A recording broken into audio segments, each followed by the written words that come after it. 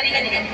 విద్యార్థి దశ నుండి పోలీసుల విధులను అవగాహన చేసుకున్నట్టుకు ఇది ఎంతగానో అటు పాఠశాల భద్రత కొరకు 7 సీసీ కెమెరాలను ఏర్పాటు చేయడం జరిగింది. ఇవే కాకుండా ప్రతి సంవత్సరము 2 జాతీయ పండుగలను ఘనంగా నిర్వహిస్తాము. వీటికి కృతజ్ఞతలు.